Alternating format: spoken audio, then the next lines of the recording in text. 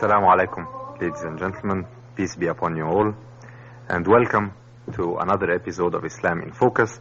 This is going to be our 5th episode on Islamic teachings and Islamic dictates, and more specifically it's going to be our 4th episode on the concept of monotheism and God, or God capital G, Allah, in Islam. Our guest today is Dr. Jamal Badawi, and Assalamu alaikum, Dr. Jamal, welcome to our program. I was wondering if you could give us a very close, as usual, capsule comment or capsule summary of our last episode. Okay, last time we were continuing with the explanation of the Muslim creed, which says basically there is no deity but Allah, God capital G, and Muhammad is his messenger. We explained also that Allah is the Arabic term for God, capital G, as the sole creator and sustainer of the universe. We discussed briefly, or continued the discussion as to why the Islamic creed starts with negation rather than affirmation. And we tried to indicate that there have been lots of human errors throughout history in trying to have this proper knowledge about God. And as such, it's very important to point out to this shortcomings so that we don't fall or lapse into them again. And so far we have discussed 6 specific types of negations. First was idolatry, or worship of idols. Worship of forces of nature like stars, the moon, the sun. 3, polytheism, or several gods, believe in several gods. Fourthly was the dualism, or believe in one God for good and one for evil. Fifthly, we discussed the worship of other beings like spirits, Satan worship, or worship even of magicians and people who practice sorcery. And sixthly, the last negation we discussed was the worship of other human beings, whether because they are ancestors, or worship of other people who were pious people, great holy men, or even in some cases great prophets and messengers. And we try to indicate that all the great messengers of Allah are to be proud to be servants of Allah. That includes all the great prophets, especially Noah, Abraham, Moses, Jesus, and Muhammad, that all of them should really feel proud rather than being demoted when they are true servants of Allah. And we tried finally to clarify that all these forms of worship, or interceding gods, if you will, are forms which are not quite consistent with the Islamic pure monotheism. Right. Now, the word worship, as we've used it so far, was worship in the sense of deification. Is there another sense that worship may be taken to mean, or sort of another meaning to the word worship in an Islamic context? This is an interesting question, because in fact you could have a whole series on the concept of worship in Islam. What does it really mean? But to limit myself to specifically your question as it relates to worship of other human beings.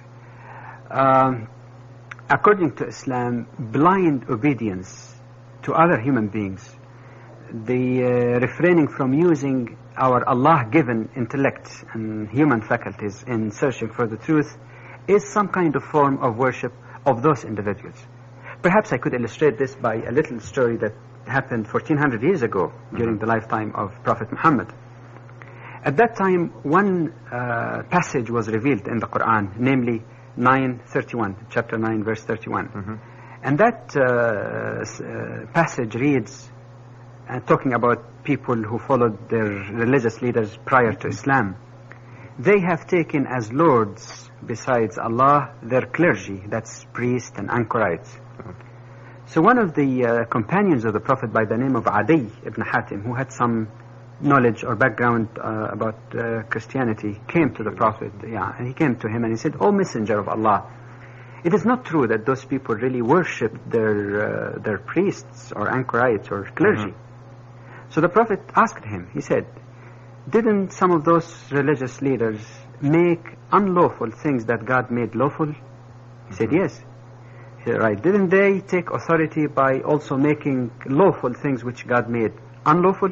He said, "Yes." He said, "Well, that's their worship," which really conveyed the message that you don't have to bow down before a human being to be called that you're worshipping him or deifying him. But this blind obedience, this, like I said, limiting one's use of God-given capability of intelligence, of thinking, of searching, is one form actually of worshipping of those individuals. And interesting enough, you might say that this story is only 1400 years old. It's too remote back in history. But I consider it very relevant to our today's generation and problems. Of course. It hasn't stopped then either. No. Yeah. Now, how about obedience to a dictator, let's say? Would this still come under the concept of worship? Well, it would still fall under the worship of other human beings. Indeed, some people misunderstand or misinterpret the various liberation movements that took place, for example, throughout the history of Islam. And many times they try to separate between what might be considered as social reform or political uprising on one hand versus just purely religiously motivated type of uprisings. And the fact of the matter as far as Islam is concerned is that obedience again to dictators, just like obedience to clergy or anybody else without thinking, constitute a form of human worship. And that this type of obedience is a kind of acceptance of the authority of dictators above the authority of God. Like I might have indicated before, in Islam there is nothing called one compartment that you should render unto Caesar, another compartment that you should render unto God. Everything should be rendered unto God, unto Allah, the Creator. This kind of struggle that you find in the history of the Muslim people against dictatorship, past and present, is a continuous, is ongoing process which actually is based on Quranic injunctions even. More specifically, in the Quran we read in chapter 5 verses 47 through 50 that those who do not rule in accordance with what Allah has revealed are regarded as unbelievers in one passage, as oppressors in another passage, as rebels in the third passage. And it is interesting to notice that this passage in the Quran, it simply says whoever does not rule in accordance with what Allah has revealed. It does not exempt even a Muslim. In other words, a person may pay lip service to faith. A person may claim to be even a Muslim as a ruler, whereas his acts, his behaviors are contrary to Islam, are contrary to the revelation of Allah. So even that person, even though he might nominally be called a Muslim, would definitely be going against that. And that's the case, quite frankly, with the majority of rulers in Muslim countries today, whether they have the titles of kings or sheikhs or presidents, just titles to mislead people. And indeed, in many cases, it's totalitarian regime, it's dictatorship, contrary to the Islamic injunctions and system of government. Yeah. Okay, so far we have been limiting the concept of worship to worshipping extra-personal beings or phenomena. How about worshipping oneself, in other terms, self-worship, vanity and pride? How does Islam view that? You would be pleased to know that even that was not left out in the comprehensive coverage of this aspect of monotheism in the Quran. It is regarded actually, like you said, as worship of other mortals. It might take a variety of forms. Let me focus on two. In some cases, it may even take the form of self-deification. The Quran, for example, narrates the story of the pharaohs during the time of Prophet Moses, may peace be with him. When, as the Quran says in chapter 79, verses 23 and 24, that the Pharaoh collected his men or his people and made a proclamation saying, I am your Lord, Most High. This is perhaps the utmost of human arrogance that a human being claims to be the final and the ultimate authority to say what is to be done or what is not to be done. But self-worship also takes another subtle form, a hidden form that most of us would fall into in some form or the other, but perhaps to a different degrees. And that is when we take our own desires and our own opinions and place that as the ultimate source of guidance, the ultimate source of values to guide us in our lives, even though it may contradict with clear and decisive divine injunctions. In fact, there is a specific, more than one verse, but I just quote one verse or passage in the Quran that deals with that particular issue. In 25:43 it says, have you seen him who takes his or her low desires or whims for his or her God? Will you be a guardian over him or her? In other words, it's just regarded the term used in the Quran, ilahahu, his God or his Lord. So instead of saying Allah or God is my Lord, I say my desires, what I want, what I think is right, is my ultimate source. I put aside whatever Revelation says. In my humble opinion, I consider this form of aberration or self-worship as one of the most serious aberrations in our age. Many times we are tempted to say, well, material is everything. Let's put aside spiritual, moral teachings, divine revelation. Let's just put it on the side. As far as it serves my objective, I can use it. If not, I just put it aside. And we normally hear that statement made quite frequently. I know what's good for me. I know what's best for me. Sometimes even we go against the clear and decisive injunction of Allah. Right. Even when we destroy ourselves, drinking, drugs and all other aberrations, and still destroy ourselves, say, I know what's good for me, what's best for me.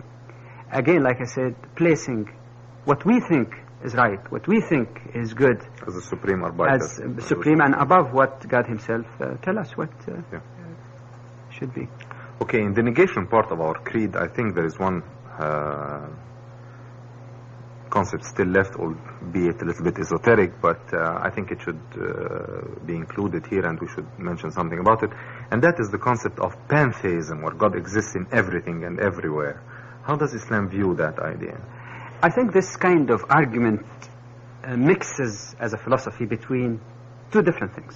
Mm-hmm. On one hand, to say that we can see the power of God, we can see in a metaphoric sense, allegorically, the hands of God and his compassion by looking into the creation which he has created, mm-hmm. is one aspect.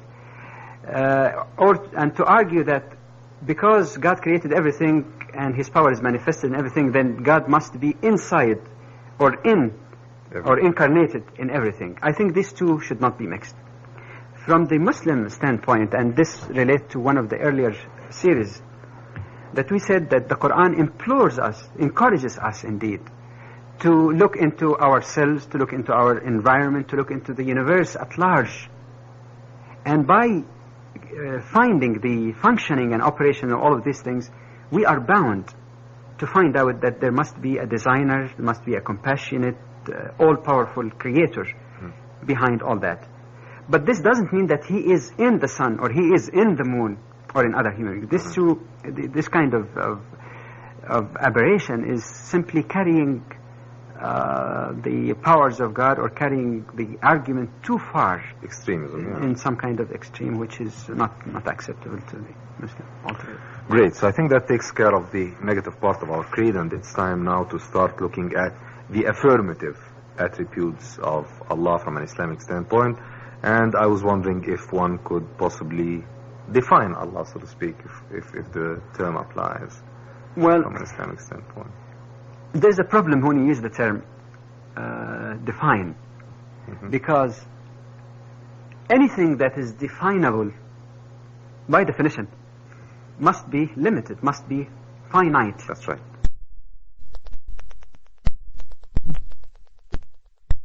Allah or God is infinite. Then he could not be subject to any definition, because definition is limiting. To define something is to establish certain limitation, and God is beyond limitation. This is one thing. But the problem perhaps could be addressed by making a distinction between two things again. On one hand, the essence or nature of Allah or God, and secondly, the attributes, divine attributes of Allah. Now, let me explain what I mean by that. When we talk about the essence of Allah, the nature of Allah, we can say that His nature or His essence is so sublime, so transcendent, that our human minds, no matter how intelligent it may be, is incapable of totally grasping His essence or His nature.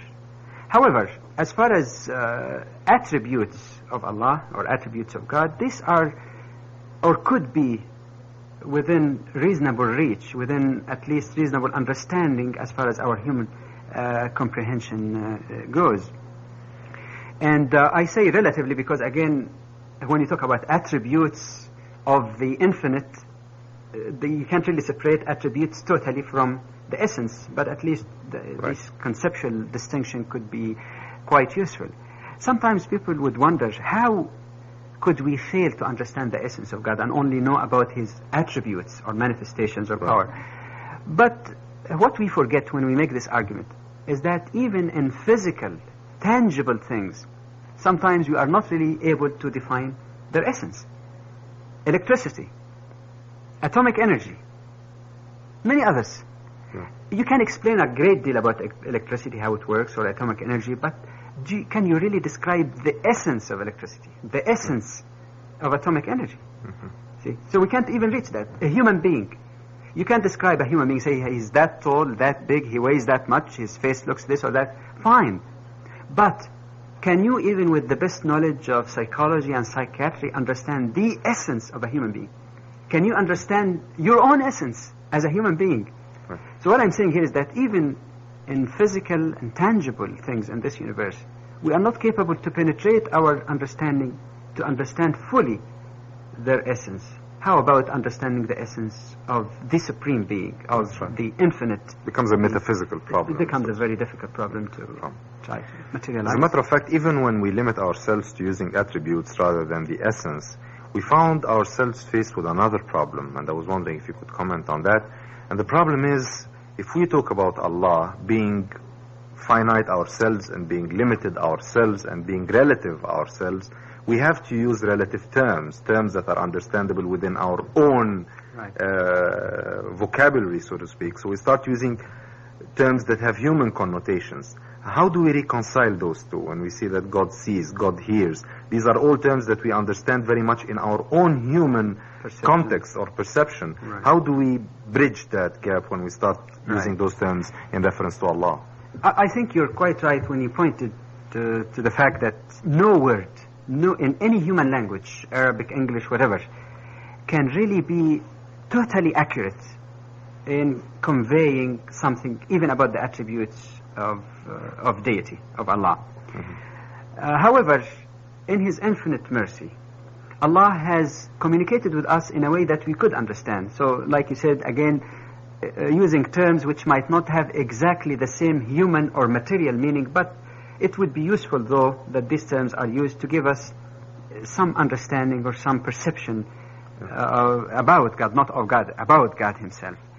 However, we find that the Quran also warns us, that God Himself, in His own word in the Quran, warns us against taking these words in a very literal or very physical meaning that we understand as human beings. Perhaps to make the point less abstract, let me give a few citations from the Quran that illustrate the point. The first one, لَيْسَ كَمِثْلِهِ شَيْءٍ. That is, there is nothing, whatever, like unto Him, God. And He is the one that hears and sees all things. That's in chapter 42, verse 11. In another moving passage, 6:103, no vision can grasp him, but he grasps, or his grasp is over all vision. He is above all comprehension, yet is acquainted with all things. And maybe I can repeat one citation that was made in a previous program, because again it's very crucial. The very famous chapter 112 of the Quran, towards the end. It says, say, O Muhammad, to people, He is Allah, the one and only. Allah, the eternal, the absolute. He begets not, nor is he begotten. And notice the last verse, and there is none like unto him, nothing comparable, no peer. So whenever we use the term, for example, like God or Allah hears and sees, it doesn't mean that he needs eyes to see with. It doesn't need ears to hear with. Even we as human beings, sometimes you don't see all the time with your eyes. Of course. If I ask you to close your eye for a second and just imagine the shape of your TV sets or your couch, you can see it even while you're closing your eye. Right. You see it in your own imagination. Right. So even as humans, we don't see everything with eye. But of course, when you talk about Allah or God, we're not really making comparison. We're simply saying that he does not need the physical or biological organs in order to be able to see or hear. That's what's going on. Right.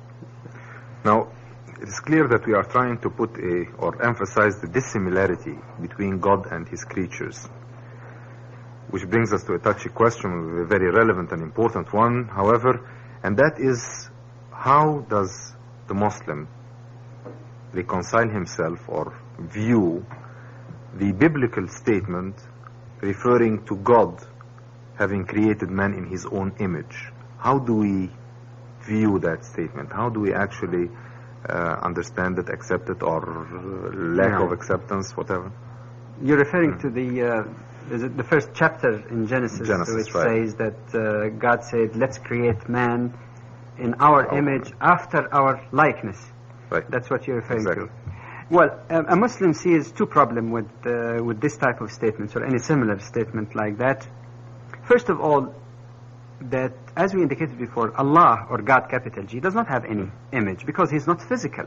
And as was cited before, لَيْسَ كَمِثْلِهِ شَيْءٍ. There is nothing whatsoever that you could think of or you know or you experience it which is comparable to Allah, because if he's comparable to anything that's physical or material, then he's limited, he's finite. This is one thing to keep in mind.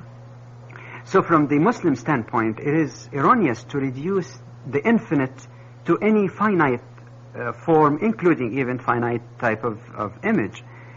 A result of this, or the way people interpreted this kind of biblical statement, has been throughout history to imagine or make a drawing, make a picture of God, if you will, in a human form.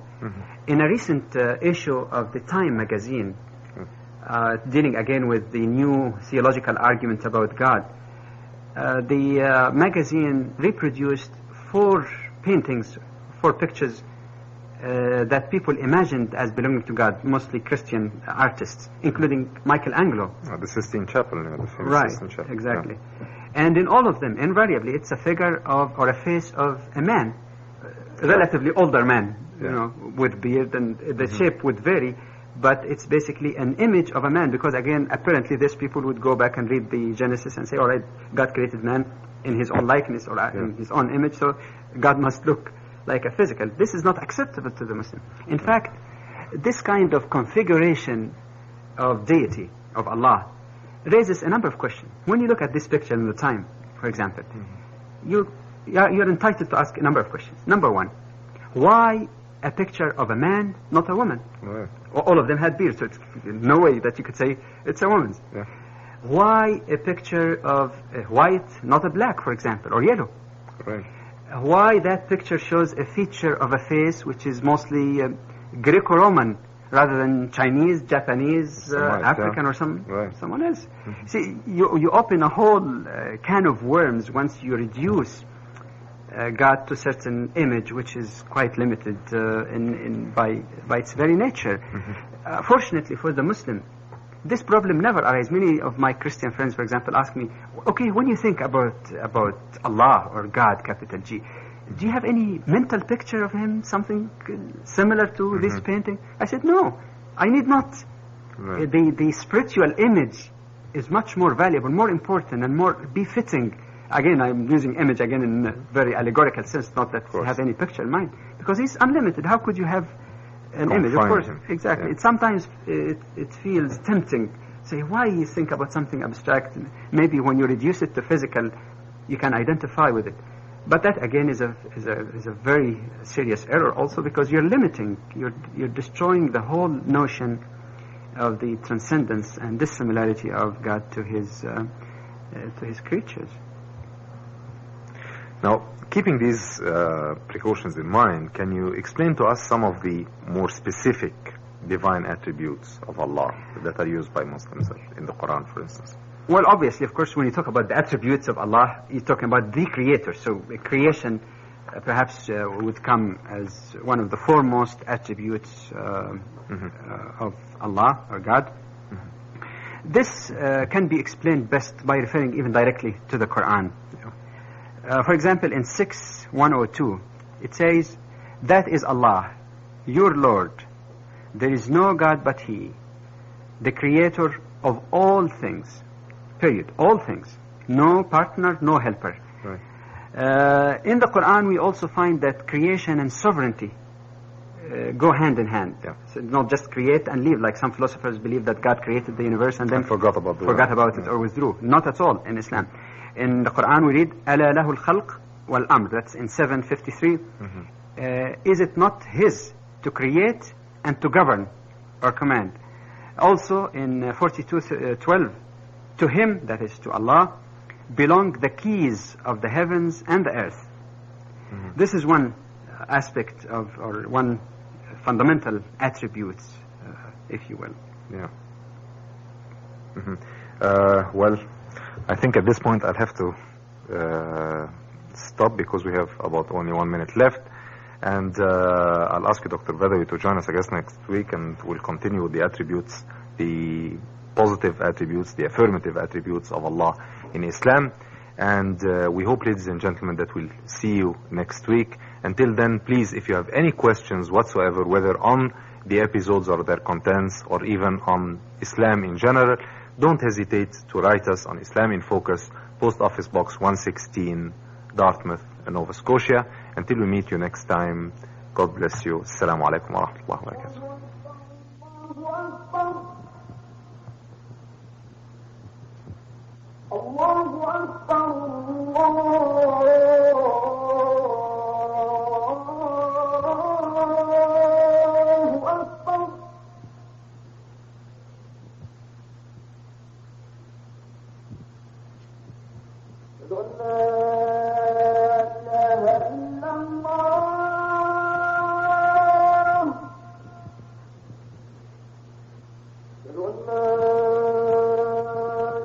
لا